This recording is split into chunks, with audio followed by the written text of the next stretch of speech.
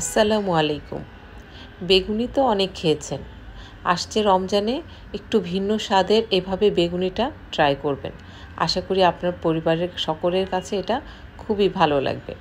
তো সুপ্রিয় বন্ধুরা, আমার চ্যানেলে যদি আপনি নতুন হয়ে থাকেন, আশা করি আমার চ্যানেলটা সাবস্ক্রাইব করে আমার ভিডিওটা দেখা শুরু করবেন। তো আমি এখানে একটা লম্বা গোল বেগুন নিয়ে নিয়েছি।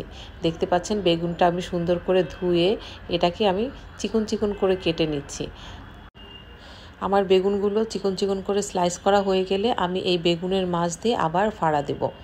আপনারা দেখতে পাচ্ছেন একদম এক সাইডের একটু অংশ আমি বাঁধিয়ে রাখবো, আর সবটুকু আমি কেটে নেব। আমি এখন একটা পাত্রের মধ্যে চিকেন, গাজর, কাঁচামরিচ, মেয়োনিজ, সস, সামান্য ব্ল্যাক পেপার এবং লবণ দিয়ে এটাকে সুন্দর করে মেখে নিয়েছি। এখন এই মাখানো উপকরণটা আমি বেগুনের মধ্যে দিয়ে এটাকে সুন্দর করে সেট করে দেব।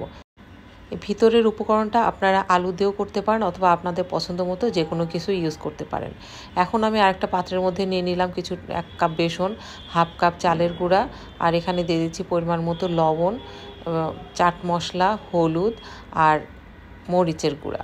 এবার এই সমস্ত উপকরণগুলো আমি একসাথে একটু মেখে নিয়ে তার মধ্যে পানি দিয়ে এটাকে সুন্দর একটা ব্যাটার তৈরি করে নেব, একদম স্মুথ ব্যাটার।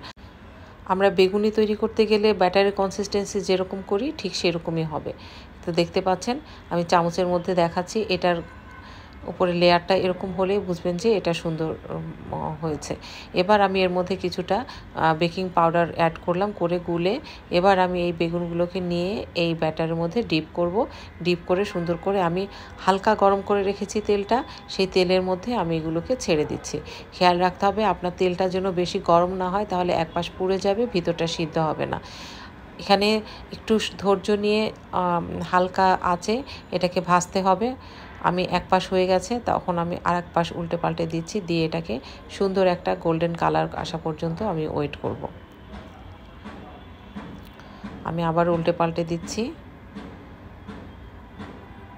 তো আমার এটা ভাজা প্রায় শেষ হয়ে গেছে, আপনারা দেখতে পাচ্ছেন এটা সুন্দর একটা কালার চলে এসেছে। এখন আমি এটাকে তেল থেকে উঠিয়ে নেব। তো সুপ্রিয় বন্ধুরা, আমার এই ভিন্ন স্বাদের বেগুনিটা রেডি হয়ে গেছে। তো আমার ভিডিওটা আপনাদের কেমন লাগলো অবশ্যই বাসায় ট্রাই করবেন। যদি আমার ভিডিওটা ভালো লাগে, আশা করি আপনাদের সবার কাছে এই ভিন্ন স্বাদের বেগুনিটা ভালো লাগবে।